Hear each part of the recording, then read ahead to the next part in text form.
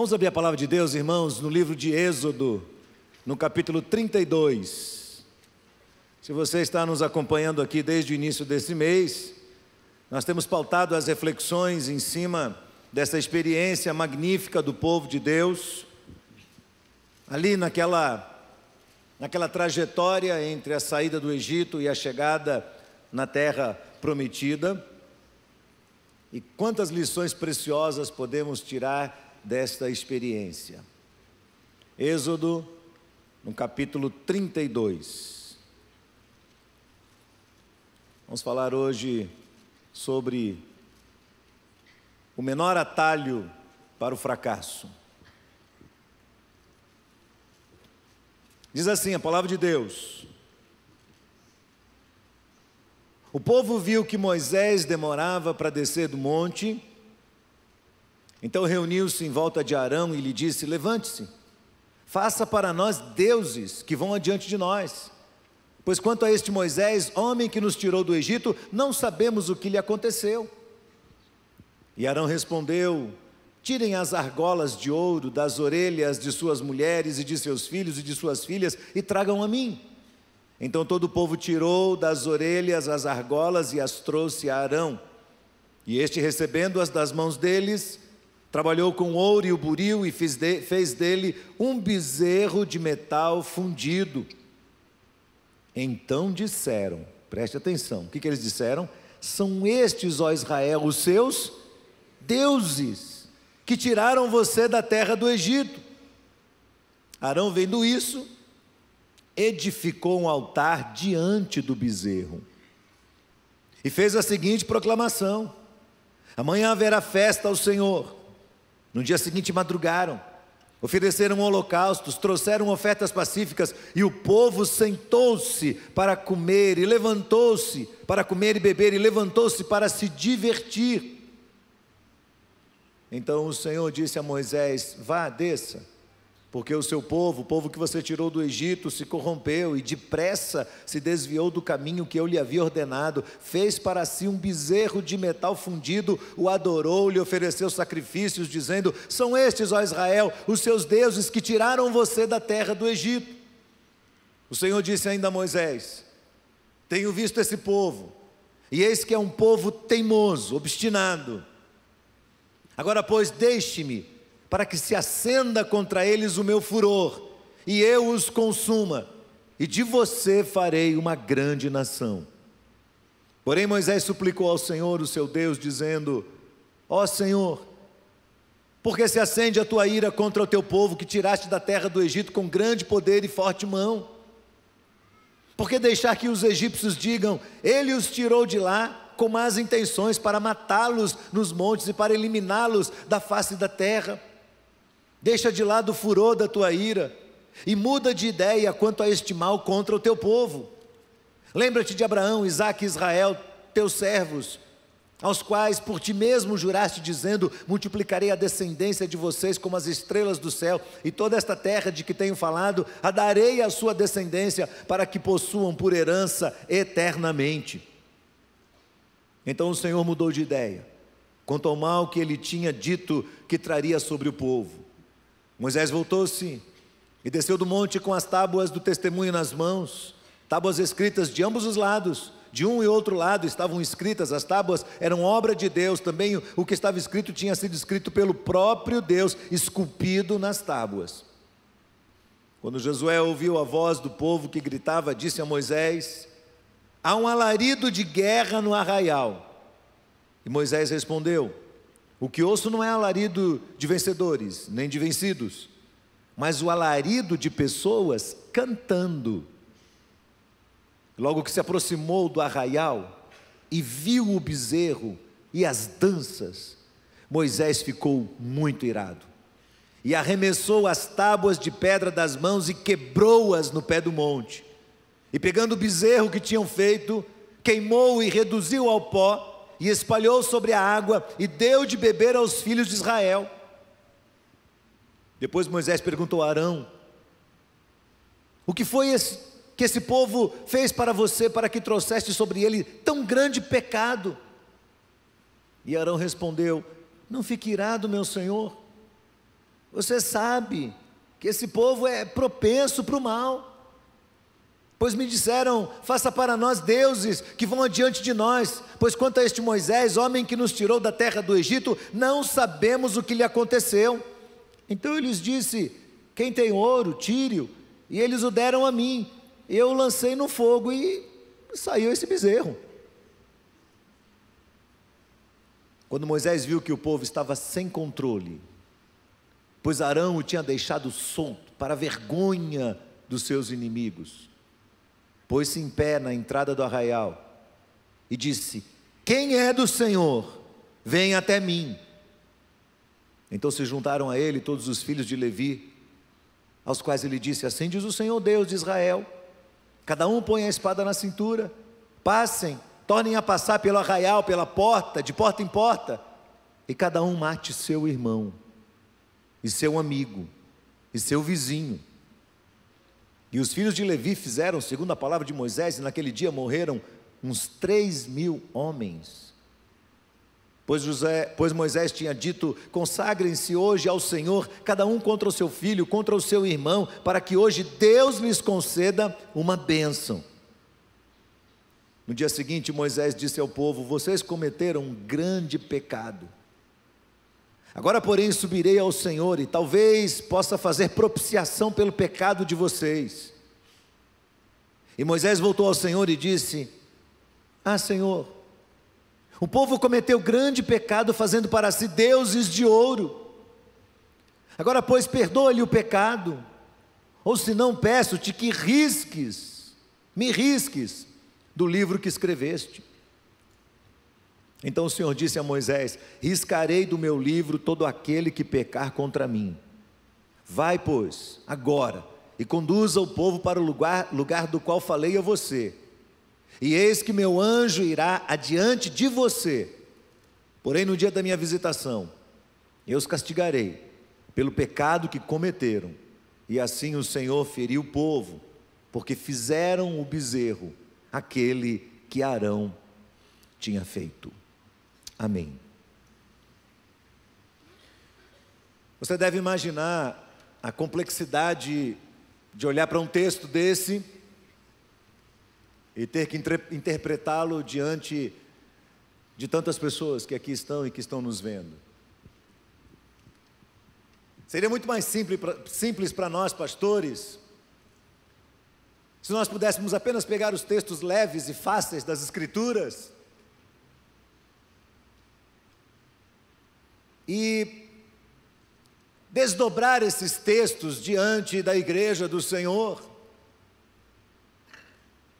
Esse não é um texto fácil de falar sobre ele. Aliás, se você quiser compreender bem a história do Êxodo, mergulhe na teologia de Romanos.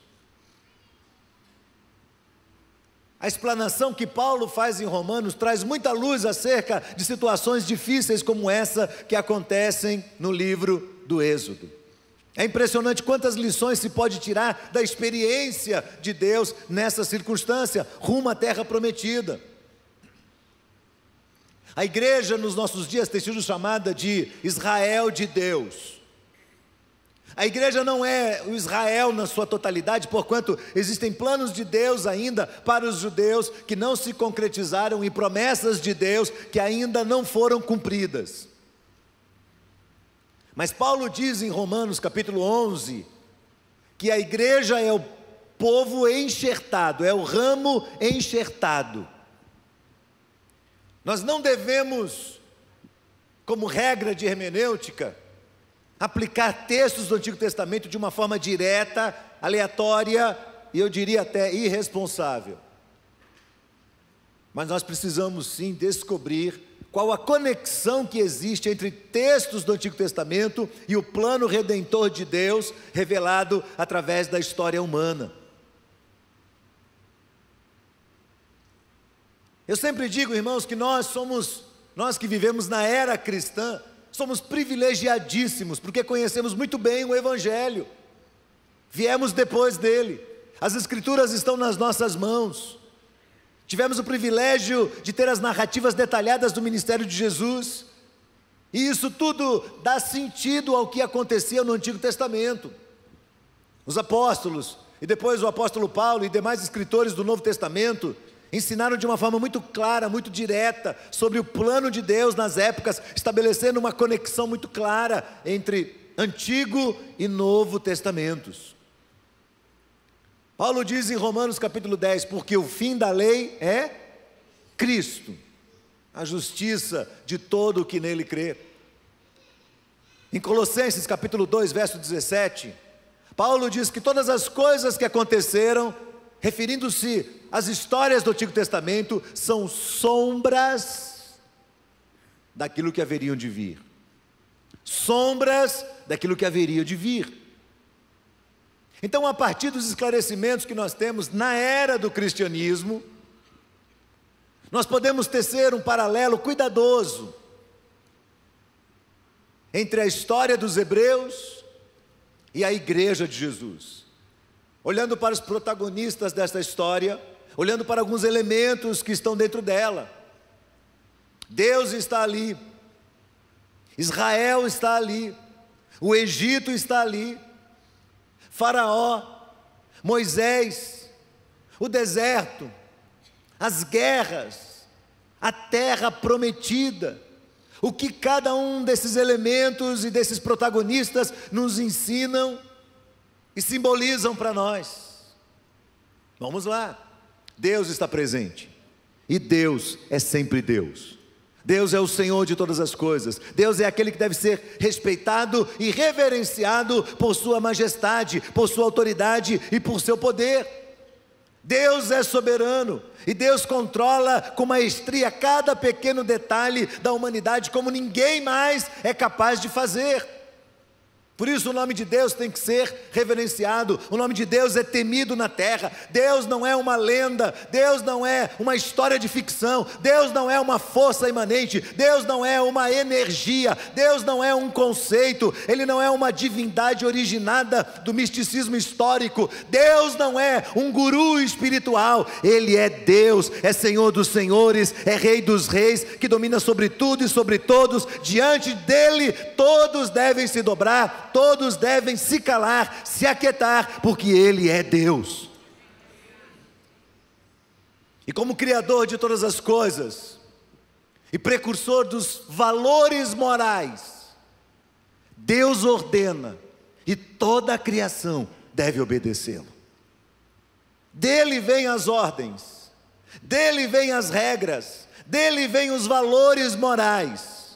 E todos devem ouvir a sua voz e obedecer a sua voz. Nessa história está o Egito. E o que é o Egito? O Egito é o mundo externo. O Egito é o cenário onde convivem dentro dele o povo de Deus e o povo que não é de Deus.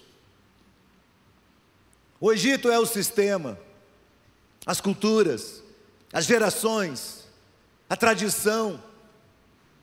O Egito é a plataforma da idolatria. É um lugar onde as pessoas estão sendo escravizadas e contaminadas pelo pecado. O Egito é um ambiente onde as pessoas se tornaram alheias e separadas de Deus. Paulo diz em Romanos 3:23, porque todos pecaram e destituídos estão da glória de Deus. Faraó é o seu comandante maior. Ele simboliza o maioral dos demônios, Satanás, que governa o sistema deste mundo, que oprime, que escraviza, que diverte as pessoas, que dá a elas bebida, que dá a elas comida, e que cobra delas um preço muito caro, a sua própria alma. Pedro diz na sua carta, capítulo 5, verso 8, que ele anda em derredor, bramando como um leão, buscando a quem possa engolir. Este é o Egito. Os hebreus eram um povo de Deus, aquele povo que ficou escravizado no Egito por 400 anos, subadaptado à cultura do Egito. Eles simbolizam o povo de Deus, que está com os seus pés no mundo incrédulo, no mundo secularizado, no mundo imoral, no mundo perverso, no mundo repleto de filosofias, no mundo repleto de ideologias que contradizem frontalmente, se opõem frontalmente à ordem divina. Os hebreus, aos poucos, por convivência, por subadaptação cultural, foram se acostumando com o Egito. Foram aos poucos se contaminando pelo estilo de vida daquele povo. E eles estavam gostando. Eu disse a semana passada que subadaptação cultural é aquele lento processo de contaminação e de deterioração. Algo que vai acontecendo com o passar do tempo e você nem percebe. Acontece por convivência, acontece por osmose. Agora não se iluda. A grande maioria do povo de Israel não queria sair do Egito. Por isso eles vão brigar com Moisés, por isso eles vão se revoltar contra Moisés, porque eles não queriam sair do Egito. Eles amavam o Egito.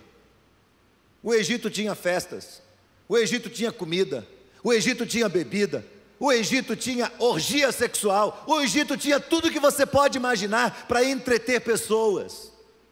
E Moisés os tira de lá. E eles não gostam disso, porque estão acostumados àquela vida. Sim, é o povo de Deus, é o povo de Deus, simboliza a igreja, sim. A igreja composta por cristãos que estão enfrentando aí as suas lutas, os seus desertos, que estão aprendendo através das duras experiências a depender de Deus, a viver para a glória de Deus, a receber a provisão diária, a beber da água da vida, a esperar em Deus as respostas de Deus, a contemplar os milagres de Deus, os livramentos de Deus, a perseverarem, marchando rumo à terra prometida. O céu não é uma utopia, o céu é uma promessa de Deus para nós. Mas esse mesmo povo de Deus demonstra aqui uma teimosia, um nível de obstinação surpreendente. A alma deles está inquieta, há uma inquietação dentro deles, há uma impaciência sem limites dentro deles. O povo fica revoltado contra Deus e fica revoltado contra as lideranças espirituais determinadas por Deus. Então se rebela, desafia a autoridade, mergulha no pecado, de tempos em tempos briga com Moisés porque quer voltar para o Egito. Rapidinho o povo se esquece de tudo que Deus fez no passado, dos livramentos de Deus. E a inquietação na alma desse povo leva esse povo a lutar contra Deus e a querer o tempo todo dar um passo atrás e voltar para o Egito. Esse povo duvida que de fato Deus tenha uma terra prometida, uma terra que manda leite e mel, porquanto esse povo não consegue ver os indícios dessa terra. Sabe quem eles são? São pessoas que conhecem a Deus, mas que estão lutando contra a sua velha natureza humana. Você sabe qual é o resultado de uma alma inquieta e insatisfeita? Olhe bem ao redor de você. Nós estamos vivendo no auge da inquietação e da insatisfação. As pessoas estão buscando alguma coisa para se agarrar, e elas estão perturbadas. Sabe qual é o resultado de uma alma insatisfeita e inquieta? Ídolos. Ídolos. Bezerros de ouro. É verdade. Quando a alma é tomada por um sentimento de insatisfação, talvez de inquietação pela rotina, que a pessoa acha que a rotina é massificada, então começa-se a buscar ídolos, nichos, em que se possa se agarrar, que tragam a sensação de que vamos ser saciados, vamos encontrar alguma coisa nova, encontramos algo que pode nos trazer mais prazer, encontramos respostas, encontramos propósito, encontramos enfim algo novo. Olha como a nossa geração é propensa para isso.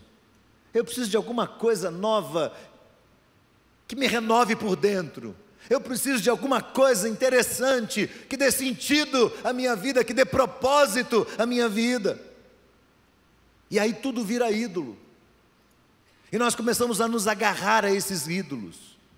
O ídolo é aquilo que mais absorve você em sua atenção. O ídolo é aquilo que mais ocupa o seu tempo, é aquilo que mais rouba a sua energia, a sua concentração, o seu pensamento, os seus dias, o seu foco.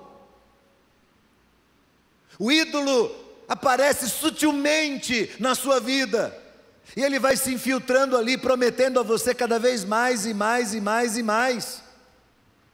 O ídolo está sempre cochichando no seu ouvido: você precisa de algo a mais, você precisa de um pouco a mais, você precisa dele para ser mais feliz, você precisa do ídolo para ter mais alegria, você precisa do ídolo para relaxar mais, para viver uma vida mais tranquila, para melhorar o seu senso de valor pessoal, para levantar a sua estima. Preste atenção que eu vou dizer para você: o ídolo empodera você. Usei de propósito a palavra. O ídolo nos empodera, nos torna grandões. E mais, o ídolo nos diverte mais, e ocupa a nossa cabeça, ocupa o máximo que pode, até não sobrar espaço para pensar nas responsabilidades, nas inquietações, nas lutas que temos que enfrentar. O ídolo arranca você da realidade. Não existe nada pior, nada mais nocivo do que perder o senso da realidade. Você fica cego, você não enxerga mais, você não tem mais discernimento. As pessoas querem sinalizar novos caminhos para você e você não aceita, você rejeita, você não quer, você passa a achar que todos estão errados e que você sabe o que você quer, você sabe o que você pensa, você tem razão. Só você sabe o que é certo. O ídolo te convida a pensar que você é autônomo, que você é autossuficiente. E mais, o ídolo convida você ao prazer. Mais um pouco, mais um pouco, mais um pouco, mais um pouquinho. E ele vai dizer para você: só mais um pouco, você ainda não está completo, tome mais um pouco. E mais um pouco, e mais um pouco.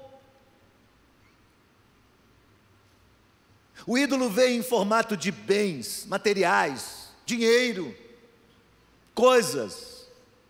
E aí nós nos apegamos a essas coisas e damos a alma por elas. Brigamos, lutamos, perdemos amigos, abrimos processos judiciais, ferimos pessoas, machucamos pessoas, nos afastamos delas, quebramos relacionamentos familiares, e se possível for, matamos pessoas,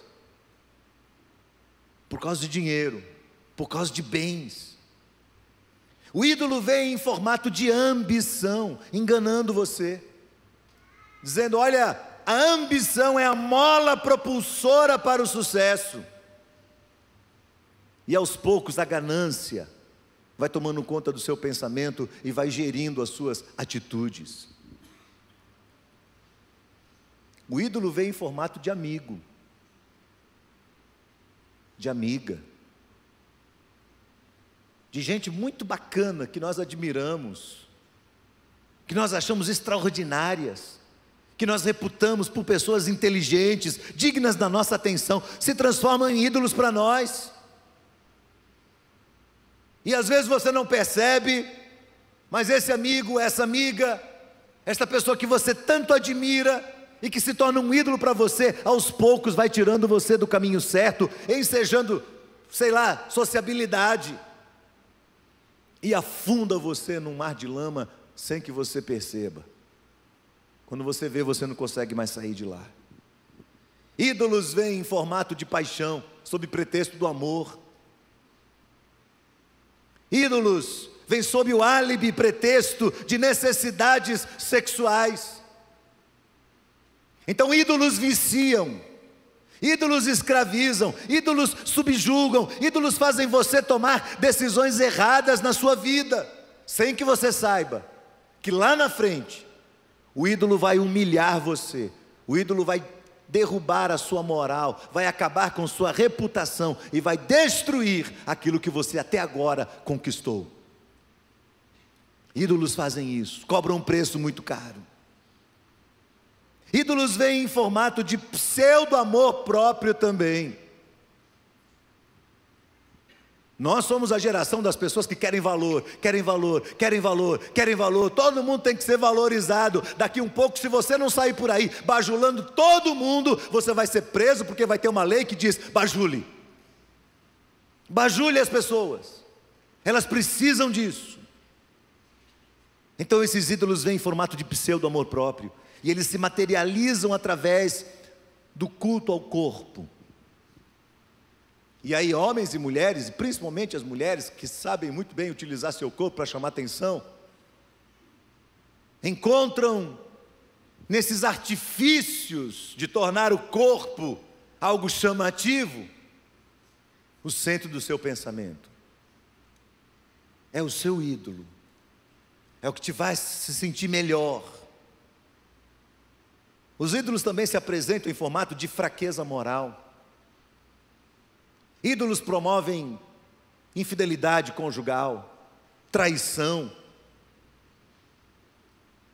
Ídolos se apresentam debaixo do artifício de que você precisa ser valorizado, então você tem que aparecer cada vez mais. Por isso você tem que divulgar a sua imagem pessoal. Subjugado, oprimido por essa fútil tentativa da nossa geração, de que você tem que ser notado, você tem que ser valorizado, você tem que ser aceito, todo mundo tem que cuidar de você, todo mundo tem que ir atrás de você, todo mundo tem que buscar você, todo mundo tem que bajular você, todo mundo tem que ficar em volta de você, e você não percebe, mas é o ídolo crescendo, é o ídolo crescendo. Não, meus queridos, o hedonismo não é um conceito moderno. O hedonismo, que é essa busca incessante, desesperada pelo prazer, já existia desde aquela época e antes dela, já estava imprimido na alma, na mente dos israelitas. A revolta deles contra Deus e a revolta deles contra aqueles que representam a Deus sempre foi uma tendência muito comum do ser humano hedonista, obscurecido pelo pecado. Alguém mais faz parte dessa história? Moisés, já dissemos isso. Moisés é um tipo de Cristo no Antigo Testamento. Moisés é um mediador. Moisés é tomado por um sentimento de misericórdia muito grande, que lhe dá coragem, aí nos versos 10 a 14, dizer para Deus: Deus, não mate esse povo, Senhor. Senhor, não destrua esse povo, Senhor. Senhor, o Senhor fez promessa para eles, o Senhor fez promessas aos pais deles, Abraão, Isaque e Jacó. O Senhor disse que eles iam chegar na terra prometida, o Senhor prometeu que faria deles uma grande nação. Senhor, olha para as tuas promessas e não destrua esse povo. E da segunda vez que Moisés intercede, ele vai muito mais além ainda. Ele diz: Senhor, ou o Senhor salva esse povo, ou risca o meu nome do livro da vida. Você teria coragem de fazer isso? Senhor, olha para todos os assassinos dessa cidade. Senhor, olha para todos os ladrões dessa cidade. Senhor, olha para todas as pessoas imorais que vivem em Salvador. Salva elas, ou então tira a minha própria salvação. Você faria isso? Faria ou não faria? Eu não faria. Faria? Não. Mas Moisés teve coragem de fazer. Moisés disse: Senhor, ou o Senhor salva esse povo, ou risca o meu nome do livro da vida. E o cenário é bem sugestivo. Moisés está em cima do monte. O monte é o lugar da presença de Deus. O Senhor desceu sobre aquele monte, naquela chama. O monte está fumegando pela presença de Deus. E Moisés é convidado pelo Senhor a subir e estar na presença de Deus. Que convite especial! Eu pergunto para você: pode haver algo mais prazeroso e mais especial do que estar envolvido com a glória de Deus e com a presença de Deus? Não. É um privilégio estar lá. É um lugar de honra, é um lugar de suprimento constante de Deus, é um lugar de adoração. é um lugar de ausência plena do pecado, é um lugar da plenitude de Deus absoluta. Os apóstolos de Jesus diriam: Senhor, vamos fazer tendas aqui e vamos ficar por aqui mesmo.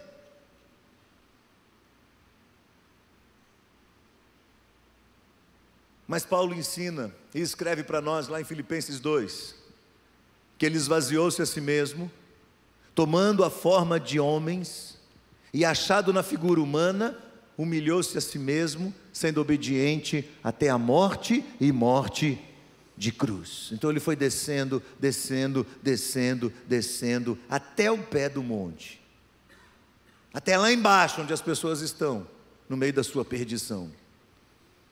Exatamente como Jesus desce, Moisés desce daquele monte, desce com as tábuas da lei na mão. Deus havia ditado as tábuas, ele havia escrito tudo aquilo, e ele desce com aquelas tábuas na mão. Aliás, o texto diz que Deus mesmo escreveu as tábuas. E quando ele desce, dá de cara com o povo mergulhado na idolatria. O povo fez um bezerro de ouro, está mergulhado na idolatria. Pior ainda, não poderia, preste bem atenção nisso, não poderia haver um comentário mais repugnante, mais revoltante do que aquele povo fez. Este bezerro foi quem nos tirou do Egito, este bezerro é o nosso Deus, este bezerro está indo adiante de nós. Que absurdo a tendência humana. É impressionante como nós, seres humanos, somos capazes de fazer aberrações como essas, de atribuir uma obra de Deus a qualquer porcaria criada por um ser humano. Por isso a Bíblia diz que há um pecado imperdoável, é aquele que diz que a obra do Espírito Santo não é do Espírito, é dos demônios. Erramos, pecamos, igualmente eles. Imagina o coração de Deus como deve ter ficado. Quem é que livrou esse povo do Egito com grande mão? Quem é que trouxe as 10 pragas sobre Faraó? Quem foi que abriu o mar? Quem foi que fechou o mar, dizimando todo o exército de Faraó? Quem foi que deu o maná? Quem foi que fez as águas amargas se tornarem doces? Quem foi? Foi o bezerro. Foi o bezerro. Quem pôs o dinheiro na sua conta? Quem curou seu filho quando ele estava doente? Quem lhe deu o lugar onde você mora? Rapidamente se esquecem do que Deus havia feito no passado. O que se segue a isso é um duro juízo da parte do Senhor, representado em 3 atitudes de Moisés. Em primeiro lugar, Moisés quebra as tábuas da lei. Verso 19, arrebenta as tábuas todas, simbolizando o que havia acontecido ali. O povo estava anulando a aliança com Deus. Lembre-se que um pouco atrás, o povo temente diante de Deus, da aparição de Deus a Moisés, disse: tudo quanto o Senhor nos ordenar, nós faremos. E agora não estavam mais fazendo, já haviam esquecido tudo, tão pouco tempo. Quebraram a aliança, e Moisés arrebenta ali as placas, lembrando que não é possível você querer associar o sagrado ao profano. Isaías fala sobre isso. O Senhor diz: olha, fala para o povo parar de fazer culto, porque eu não posso suportar o ajuntamento solene associado a uma vida impura. Por isso Apocalipse 22, verso 11 diz: aquele que é injusto, cometa muito mais injustiças. Aquele que é sujo, suje-se ainda mais. Mas aquele que é justo, faça justiça. E aquele que é limpo, purifique-se ainda mais. Para Deus não há meio termo. Você que gosta de ficar em cima do muro, Deus não deixa pessoas em cima do muro. Ou você está de um lado ou do outro. Não tem esse negócio de meio cristão. Ou somos ou não somos. Devemos tomar muito cuidado com aquilo que acontece conosco. estarmos muito atentos à nossa vida e à nossa trajetória com Deus. Você que está dentro de uma igreja, está me vendo pela internet, que é amigo dos cristãos e convive com eles há anos da sua vida sem nunca ter tomado uma decisão, você está em cima do muro, e Deus não quer pessoas em cima do muro. Ou você assume um compromisso e diz: Deus, eu sou do Senhor, eu vou viver para a glória do Senhor. Ou você pula fora e diz: eu não quero saber. Não faz sentido. Não faz sentido ficar em cima do muro. Aquele povo quebrou a aliança com Deus. Segunda atitude de Moisés: Moisés destrói o bezerro, tritura, o bezerro vira pó, e ele mistura com água e faz com que aquele povo beba, simbolizando que quando nós criamos ídolos para nós vamos ter que engolir esses ídolos. Triste isso, mas é verdade. Isso me lembra há muitos anos, quando eu e minha esposa aconselhamos uma jovem que se apaixonou muito por um rapaz que não temia a Deus, uma jovem muito confiante no Senhor, muito temente ao Senhor, e se apaixonou perdidamente por um jovem que não conhecia a Deus. E nós dissemos a ela: não faça isso, não faça isso, não se case, não se case, não se case, a Bíblia diz que não pode. E falei, e mostrei, e mostramos quanto isso ia trazer angústia para ela, e ela disse: mas eu o amo, e o amor vem de Deus. Então ela se casou, e não demorou muito tempo, ele começou a trair, e depois ele começou a bater, e depois ele fez ela sofrer, e depois ele a deixou. E ela veio me questionar: onde é que estava Deus quando eu tomei uma decisão errada na minha vida? Deus não toma decisões por nós, Deus nos orienta, Deus coloca pessoas na nossa vida para nos aconselhar, e ela simplesmente rejeitou, e agora ela estava engolindo o amargor do ídolo que ela estabeleceu na vida dela lá atrás. Terceira atitude: Moisés ordena que os promotores daquela excitação, os promotores daquela baderna, daquela orgia, daquela idolatria, fossem mortos. E aí nós temos uma complicação aqui, deixe-me levantar essa polêmica. Algumas pessoas dizem: a Bíblia é contraditória. Um pouco antes Deus disse: não matarás. Logo em seguida Moisés manda matar. Pode matar ou não pode matar? Deus disse que não é para matar, mas agora é para matar? Quais são as respostas a esse questionamento?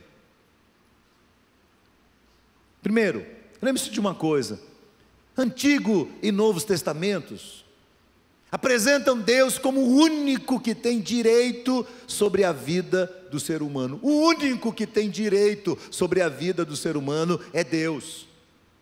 E quando Deus decide que alguém vai embora desse mundo, não tem para onde correr, essa pessoa vai embora desse mundo. Jó diz: o Senhor dá, o Senhor toma, bendito seja o nome do Senhor. Além disso, só quem pode contrariar uma ordem de Deus é o próprio Deus. Só quem pode contrariar a ordem de Deus é Deus.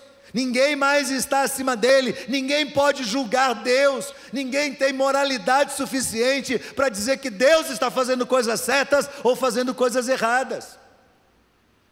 Diariamente, milhares de pessoas morrem, em condições normais, vão embora, morrem de velhice, morrem de doenças, morrem de câncer, morrem de acidentes.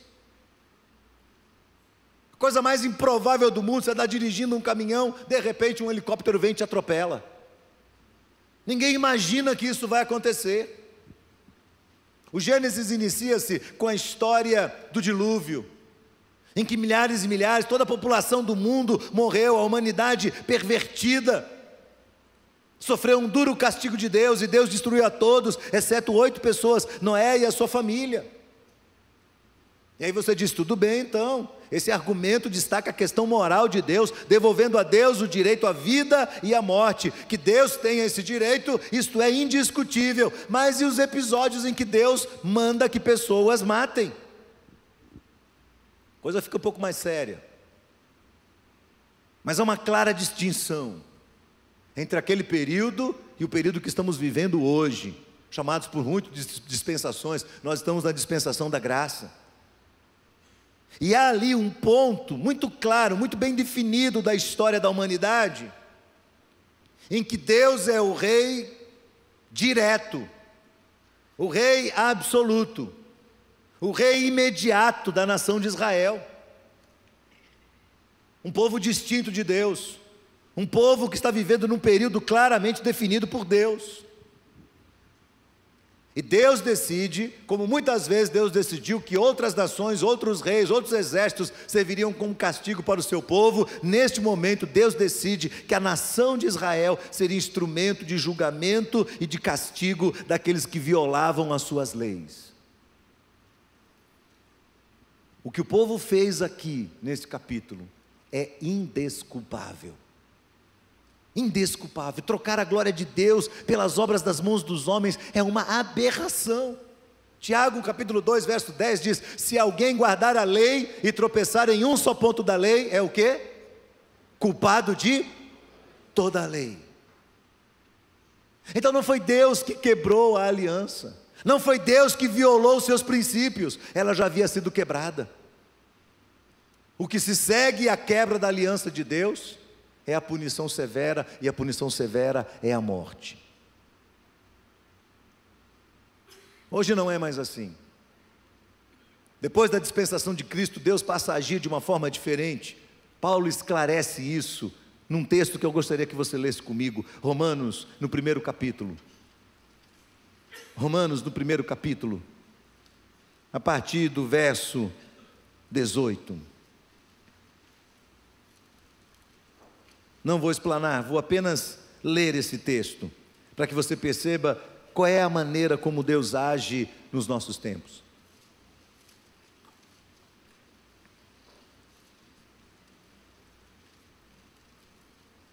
O texto diz assim: a ira de Deus se revela do céu contra toda impiedade e injustiça dos homens que por meio da sua injustiça suprimem a verdade. Pois o que se pode conhecer a respeito de Deus é manifesto entre eles, porque Deus lhes manifestou, porque os atributos invisíveis de Deus, isto é, o seu eterno poder, a sua divindade, claramente se reconhecem desde a criação do mundo, sendo percebidos por meio das coisas que Deus fez.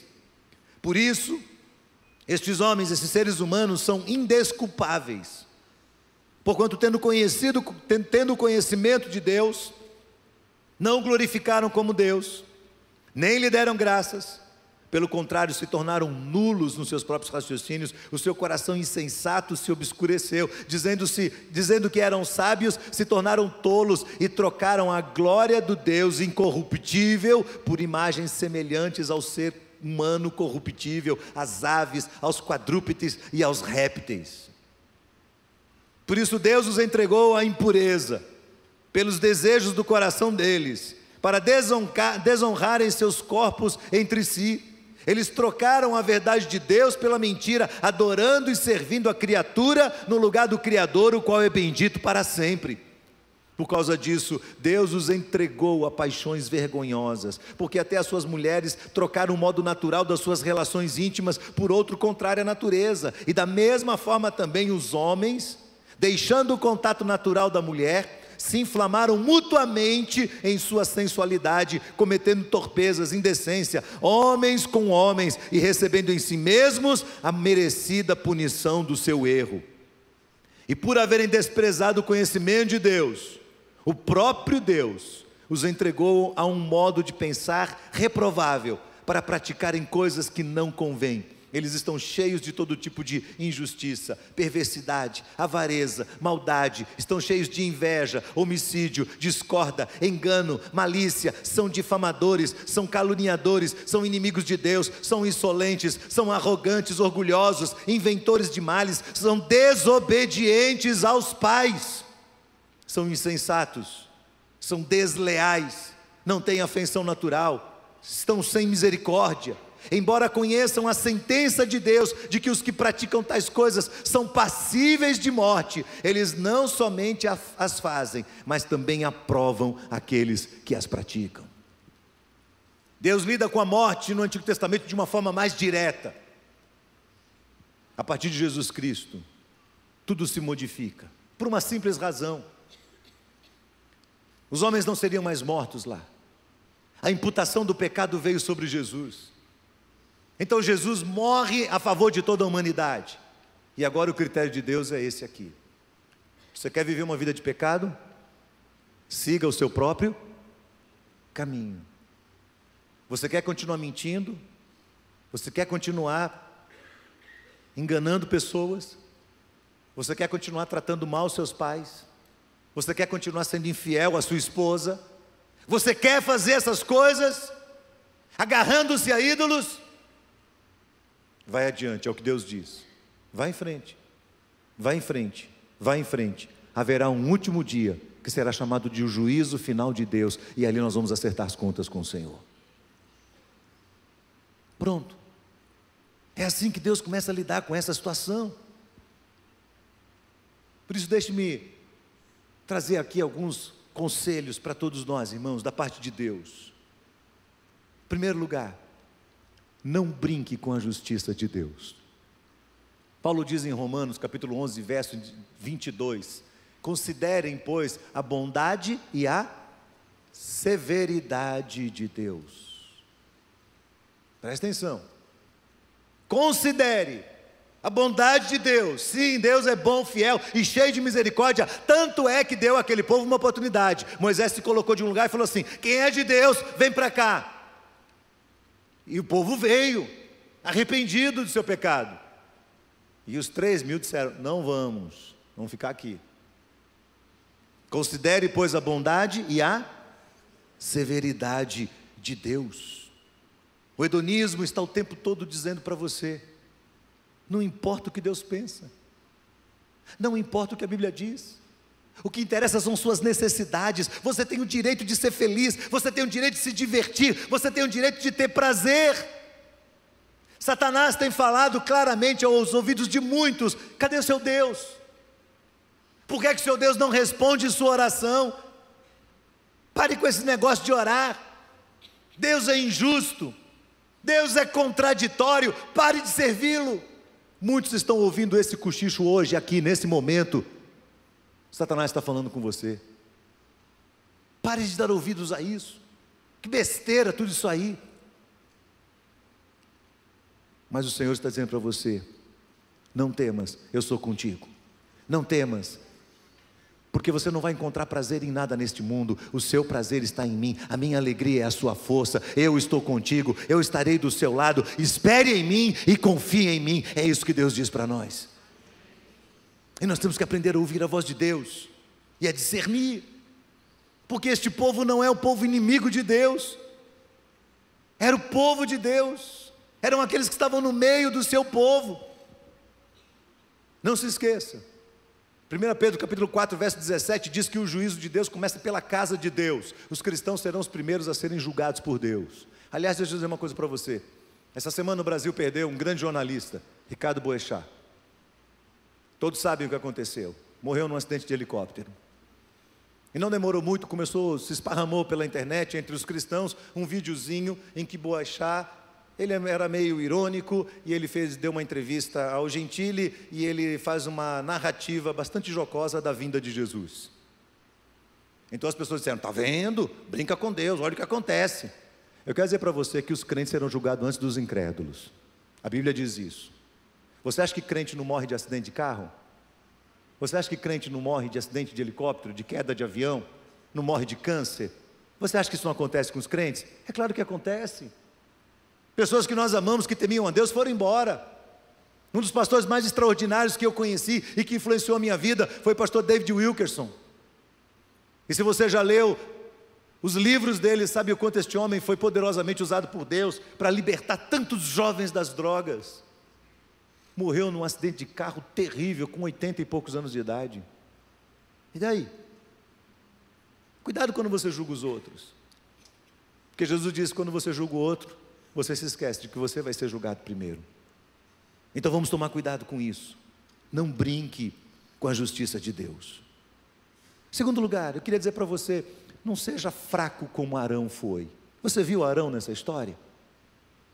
Pare e pensa um pouquinho. Moisés chega para ele e fala assim: Arão, o que é isso que você fez, Arão?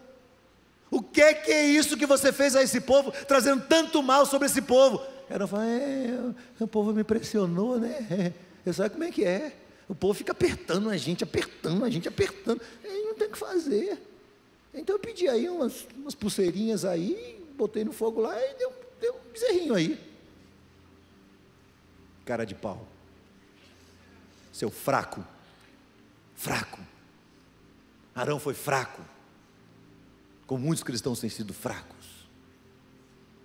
Você vai ser pressionado sim, muitas vezes. Você vai ser questionado sim, muitas vezes. Os jovens que são universitários aqui, os jovens que estão no colégio aqui, vocês vão ser apertados, vocês vão ser pressionados de todas as formas possíveis e prováveis para negarem a fé de vocês. E o que é que vocês vão fazer quando isso acontecer? Você vai dizer, me apertou, né? Não deu. Ou você vai fazer como os apóstolos, que diante da espada, da forca, da perseguição, dos leões, da fogueira, se levantaram e disseram: mais importa obedecer os homens, obedecer a Deus, do que obedecer aos homens. O que é que você vai fazer? Nós estamos sendo rodeados por influências, e essas influências nos pressionam a diminuir o nosso padrão de integridade. E a quem você vai obedecer? A Deus ou aos homens? Você tem coragem de definir a sua fé? Você tem coragem de andar por aí e defender o que você crê? As suas redes sociais manifestam o que você crê? Ou você maqueia suas redes sociais para que as pessoas não entendam claramente o que você definiu como fé? Terceiro, fique atento aos ídolos do seu coração. Tudo vira um ídolo na nossa vida. Dinheiro vira ídolo, rede social vira ídolo, celular vira ídolo, casa vira ídolo, marido vira ídolo, filho vira ídolo. Pais que fazem dos seus bebês ídolos. Não vem mais à igreja, porque o bebê vai ficar doente. Não vem mais à igreja, porque as irmãzinhas da igreja gostam de beijar a cabeça do bebê. Então a mãe vai proteger esse bebê e vai fazer com que ele seja uma criança que viva dentro de uma bolha, certo?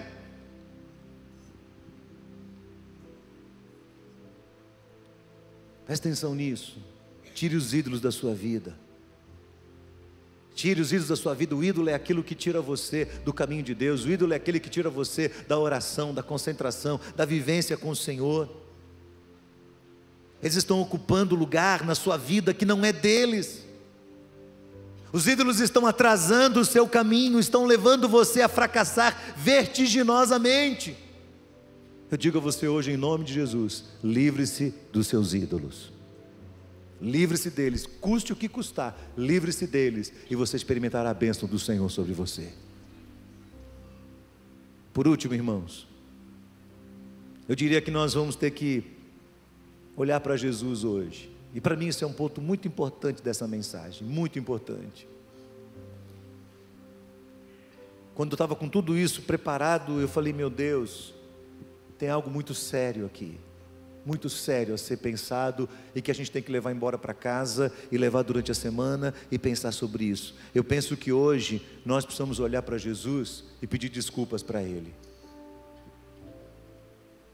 pedir perdão a Jesus, porque a nossa tendência é olhar para Jesus e para a obra da cruz como algo utilitário. Eu me agarro em Jesus como tábua da salvação. Eu me agarro em Jesus porque Ele prometeu o céu para mim. Então eu olho para Ele apenas como um benefício a mais. Ele pode me dar salvação, Ele pode me perdoar e pronto. Mas eu queria convidar você hoje a pensar em Jesus como um intercessor. Você pode imaginar? Eu fiquei imaginando essa semana. O Pai chega para Cristo e diz: eu vou matar o Abraão. Eu cansei do Abraão. Cansei das inseguranças dele, cansei dos pecados dele, cansei dos maus pensamentos dele, eu cansei de tudo que ele faz, eu cansei das mentiras dele, eu cansei do Abraão. E eu vou matá-lo. E Jesus diz: não, pai, não faça isso. Não faça.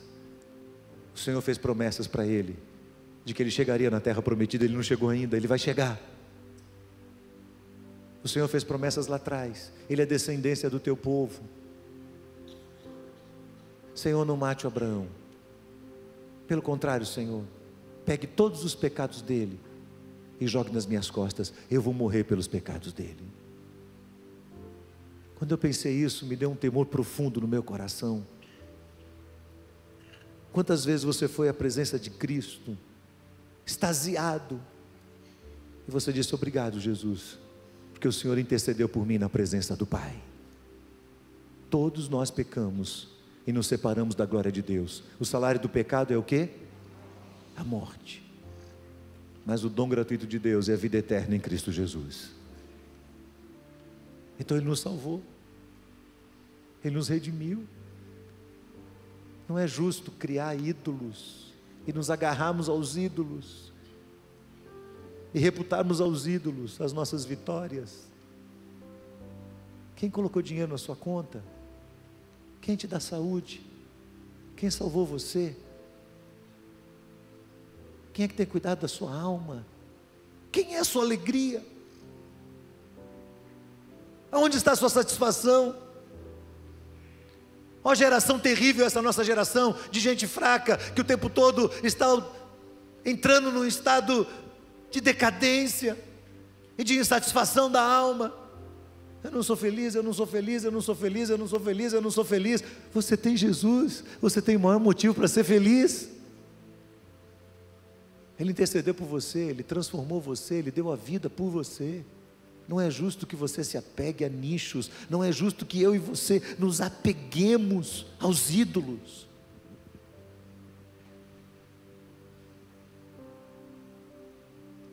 Satanás vem tentar Jesus, ali em Mateus 4 no deserto.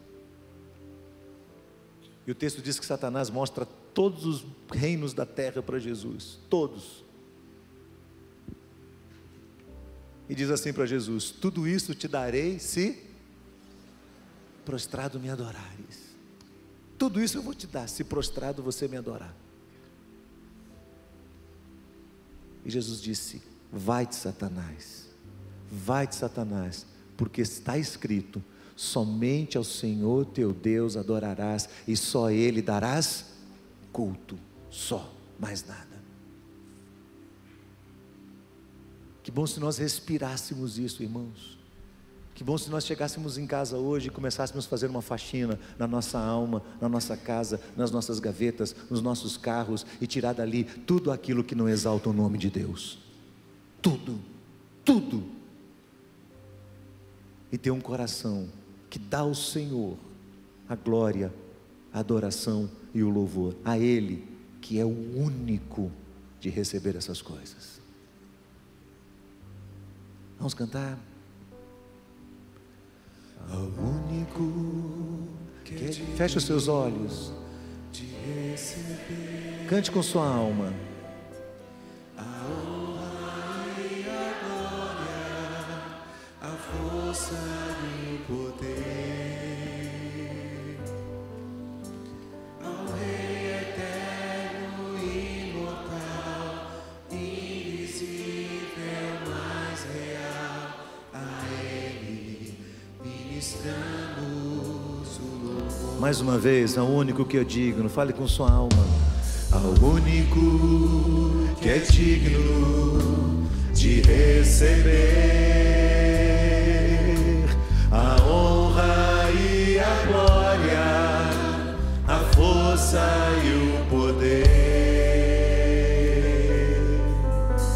ao Rei eterno e imortal, invisível, mas real, a Ele ministramos o louvor. Coroamos a Ti,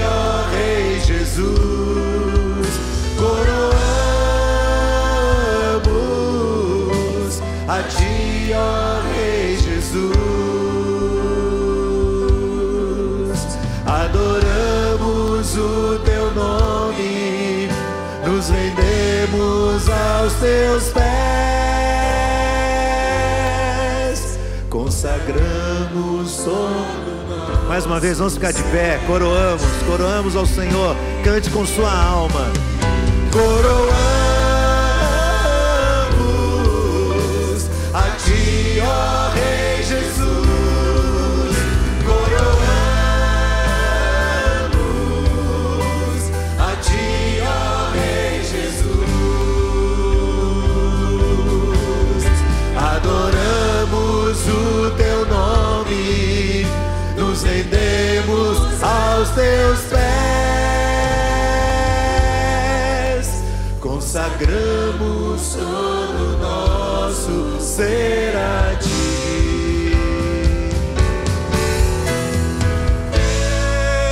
Deus, somente Deus, domina o trono do universo. Que a voz da criação se erga para dar louvor somente a Deus. Exalte ao Senhor neste momento, declare o seu louvor ao Senhor. Aí onde você está, diga para Deus: Senhor, eu não quero adorar ídolos, Senhor. Diga para Deus: Senhor, só o Senhor merece ser adorado na minha vida e na minha experiência. Confesse para o Senhor as nossas tendências de nos agarrarmos aos ídolos. Confesse isso para Deus agora, por favor, fale isso com o Senhor e diga para Ele aí: Senhor, eu não quero. Pede para Deus: lava minha alma, Senhor, livra-me dos ídolos, livra-me daquelas coisas que podem me impedir de ter comunhão plena com o Senhor, comunhão profunda com o Senhor. Senhor, não me deixe violar o teu plano, não me deixe quebrar a aliança com o Senhor. O Senhor fez uma aliança através de Jesus Cristo na cruz do Calvário. O perdão de Deus está à disposição de nós. Jesus continua intercedendo ao Pai por nós. Não é justo mantemos o nosso coração na injustiça, não é justo mantemos o nosso coração na impureza. Deus não quer isso de nós. Então adore o Senhor nesse momento, adore o Senhor, diga: Senhor, somente o Senhor, somente o Senhor, somente o Senhor deve ser adorado. Diga isso para Deus. Vamos ter um tempo adorando ao Senhor neste momento. Deus, somente Deus, criou o mundo e o que nele há, o ser que pode respirar, existe para mostrar a glória do Senhor. É verdade, eu e você revelamos a glória de Deus na nossa vida. Deus, somente Deus, os seus mistérios pode revelar. Aleluias, quem jamais um dia conheceu, pois Deus, somente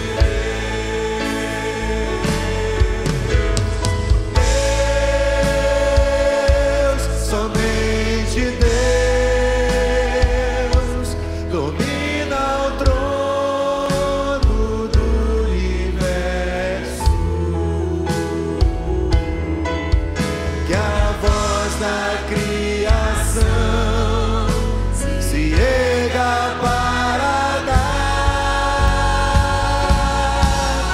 louvor somente a Deus. Diga para Deus: nós exaltamos o teu nome, Senhor. Nós exaltamos o seu nome, Senhor. Somente o Senhor é digno de exaltação, de honra, de glória e de louvor. Nós somos as tuas criaturas, Senhor. O Senhor soprou em nós o espírito da vida, Senhor. E nós queremos adorar o Senhor. Nós queremos que a nossa alma descanse na tua presença. Tu és a nossa alegria, tu és o nosso prazer. Fora do Senhor não há prazer, Senhor. Somente o Senhor pode preencher o nosso coração. E a tua palavra diz que nós somos alimentados pela plenitude da tua presença, Senhor. Ó Deus, expurga de nós qualquer tipo de ídolo, Senhor. Ó Deus, em nome de Jesus, varre da nossa vida. Se há alguma coisa, Senhor, que nós conquistamos nesta vida e que se transformou no ídolo para nós, tira de nós em nome de Jesus. Porque é melhor que não tenhamos nada, mas o Senhor será suficiente para nós, do que querer ter coisas que o Senhor não preparou para nós, e elas vão tirar a nossa paz, o nosso foco, a nossa alegria e o sentimento de adoração do nosso coração. Abençoa o teu povo nesta noite, Senhor. Abençoa o teu povo nesta noite, Senhor. Confirma esta palavra no coração de cada um em nome de Jesus. Eu quero dizer que se houver alguém aqui nesta noite que ainda não entregou seu coração nas mãos de Jesus, os pastores vão vir aqui à frente rapidamente, com eles alguns líderes, e nós queremos orar por você.